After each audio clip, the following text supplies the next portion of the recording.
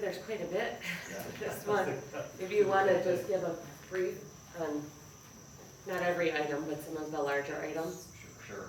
And I'll let Matt jump in as well, but we did have some items come to us as part of the former Wicked Woods Golf Course purchase that we thought we might want to keep, and we decided not to, so. Yeah. So these are kind of the items, basically, we went out early on with the request for proposals on the equipment. We had some interest there.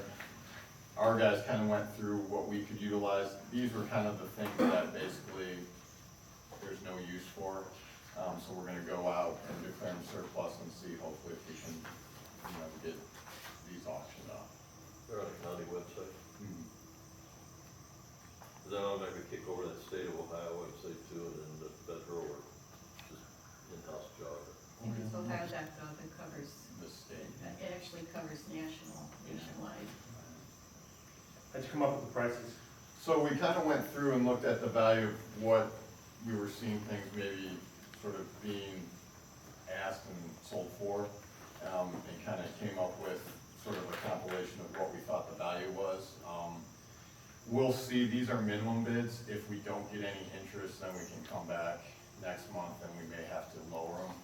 But we thought these were kind of fair value prices for the equipment and the condition it's in. Okay, well, that's, I mean, they must be in, some of this stuff must be pretty beat up because, Yeah, a few of our staff wanted to set them even lower, but our thought was at least wherever you So set they're that pretty low beat up. bid, yeah.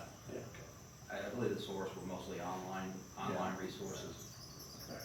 I mean, used equipment is used equipment, new is new, so. But it, looking at these used prices,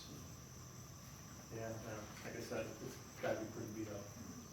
Yeah. And these were some of the ones initially too, that there was no interest even when we had the RFP out there, Yeah. so. I got you. And this is rather silly and nitpicky, but I'm just curious as to why don't we just throw ashtrays out? Why are we trying to get money for that? I think we kind of. That's a good point. A lot of time it is on there as scrap, so, you don't think, where's that one at? $5, $10? $10 for They might 5 be ashtrays? They might be nostalgic, you never know. Maybe, I don't know. Yeah, to Matt's point, if some of these things don't. You'll just bring- scrap them? Yeah, we'll just scrap them. I just, a Cushman truckster for $500. Those new can go 30 grand. So it's gotta be pretty reasonable. Yeah, I mean, a few of the things, they have leaks. I got you, believe me, I get it. It's just, I know what this stuff costs, a lot of this stuff, I know what it's new, what it is new, so. How big is that Jake, the 511? It's one of the bigger, kind of mowers for the golf course. 11-foot deck? It's got like 3, so it's probably like 9 to. Is it a wing, They kind of fold out on the sides. Alright, so it must be, it's gotta be, usually they come 11 foot. That's a $50,000 machine. I think the one we looked at, yeah, they were up in the use for like 12 to maybe 16,000 it looked like. Okay, so it's gotta be really. I mean, like I said, we had. We're only asking $2 grand, and it's either got a ton of hours, it hasn't been well maintained, or it's just beat. This was all available when we had everyone come through, and literally we had state of Ohio golf course people, Northeast Ohio golf course people. And nobody And wanted. anyone wanted. Alright, okay. So, Now then that, like I said, it's beat up and the price makes sense. I have a question. Does it talk about anything in our board policies about surplus property and management thereof? Not that I'm aware of in board policy, there's definitely something in On the ORC. code, and that's where we get this procedure from. No, I know about the code, but I'm talking in particular, like, this board or Geauga board has never created anything. My only reason why I bring that up is, I wonder if there's value, and it's just me throwing this out, into saying that anything under $25, I mean, it can't be worth our time or the staff's time to research the value of something when it's under $25 isn't even worth, because we have had staff members wasting their time trying to find, do we even include I something? think statute, anything you're getting rid of has to be, I mean, what does the statute provide? Yeah, I'd have to look at what the present value is, but there's certainly thresholds. Yeah, that's what I was curious about, if they didn't Throw have it, things do we out. have, is it worth it or not? I'm just curious. Again, like ashtrays for $10, is that really worth? I don't know. Did you, I believe once it's declared surplus property, let's say no one bids on those ashtrays, I could make the decision to either lower the bid or scrap them, Okay. so. I mean, it. Well, it's not a spider. well, I'd be curious, I mean, I can go back I mean, and read it's the not- statute, but if you would mind at the next meeting to report to us, you know, what is the statute, what are some of the thresholds, so we, you know, going forward. It's a great question.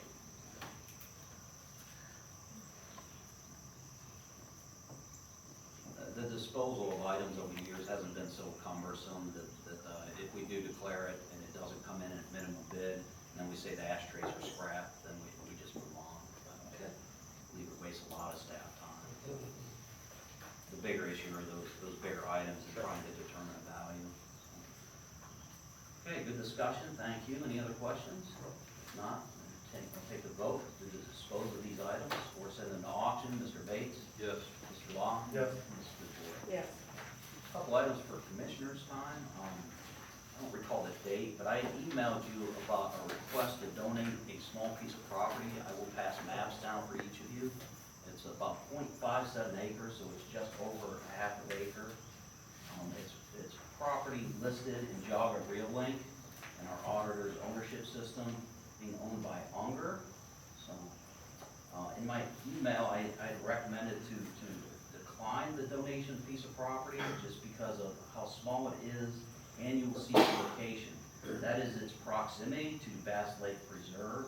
It only adjoins at the corner. However, I recognize this is a very, very generous offer. Actually, Mr. Frank Lingle is here today with his wife, Gwen, is it? Yeah, and they had proposed the donation to Geauga Park District, so I wanted to get the commissioners' thoughts. Some of my reasoning for perhaps declining is one, as I just mentioned, its proximity.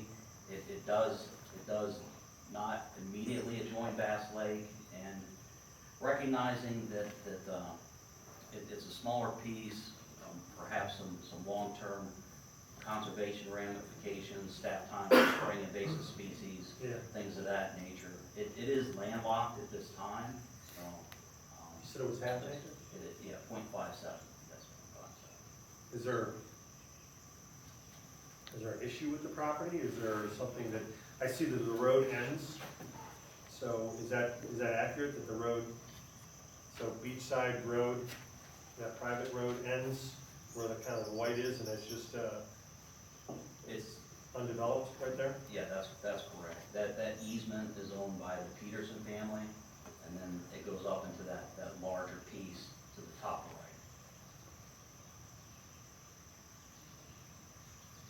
What's on it? From the looks of the aerial, it appears to be vacant, is that correct? Vacant land? Trees. Yes, trees. Just trees. You know, I mean, from my perspective, if someone is looking to donate a piece of property, unless it's, I think of the Falcon situation, where that has been just a nightmare for the park. You have to balance that with, is anything that sets aside a piece of land for, to preserve it for natural use.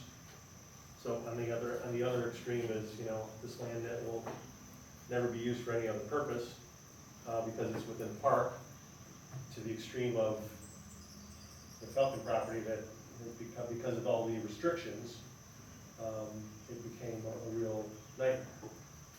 I've also had experiences with properties donated that ended up being just horrible problems with it. This property in South Houston one time, it just became a real nightmare for us. So, I guess giving those two extremes, is it worth looking at it and saying, because it's a piece of property that will no longer, we're just setting it aside, you can't even, I don't know what, is that a 5-acre building lot area? Yeah, so, Can I just give a little bit of history, and I think that you guys will be able to, because I think it was prior to both of you. And we are a new board, so clearly anything can happen. We had discussed years ago, the fact that we have multiple pieces of property in Geauga Parks that people have donated over the years, 5, 10, 15 acres, that have become quite challenging to Mhm. become, even get access, whether it be